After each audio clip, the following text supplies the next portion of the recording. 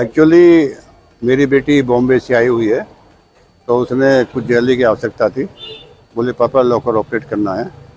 तो आज मैं स्टेट बैंक ऑफ इंडिया पलहड़ा की ब्रांच में 3:25 पर आया और अकाउंटेंट मैडम ने एंट्री करवा कर और हमको अंदर लॉकर रूम में ले गई। वहाँ पर उन्होंने मेरी चाबी भी ले ली और अपनी चाबी दोनों लगा के और लॉकर को खोल दिया। वहाँ पर ऐसा आभास हुआ था कि जैसे लॉकर पहले से ही खुला हुआ था, क्योंकि मेरी वाली चाबी मेरी बेटी ने देखा, उन्होंने घुमाई नहीं थी।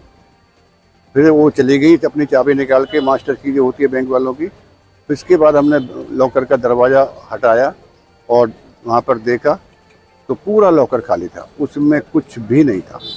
और इसमें मेरी बेटी का ज्वेलरी थी, पत्नी की थी, मेरे बेटे का जो अमेरिका में उसका एक रिंग था, $6000 की थी, वो डायमंड रिंग थी, महंगी रिंग थी, लगभग 5 लाख की।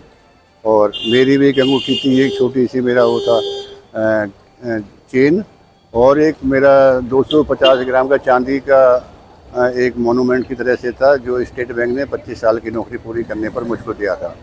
इसके अतिरिक्त चांदी के सिक्के थे, 1 के पैकेट थे, कुछ 2 हो 3 हो, 5 के नोट के पैकेट थे, 1-2 जो भी होंगे, और ऐसे ही छोटा मोटा आइटम।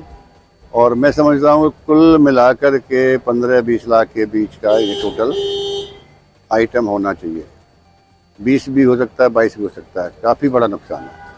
और हम जानना चाहेंगे कि आपने क्या एक्शन लिया है और बैंक के जो भी अधिकारी हैं उनका क्या एटीट्यूड है?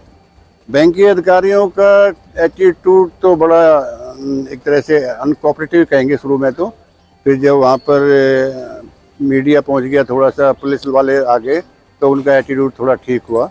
अदरवाइज तो बिल्कुल बोले आप लेके होंगे निकाल के, और आपके तो मतलब चाबी आप ही से तरफ खुलेगा, ये तो लगा हुआ लॉकर था, दूसरा कैसे खोल सकता है। इस तरह से उन्होंने कोई सहानुभूति या कोई उसमें इंक्वायरी करने के बजाय उन्होंने हमको ही हरेस करने का प्रयास किया।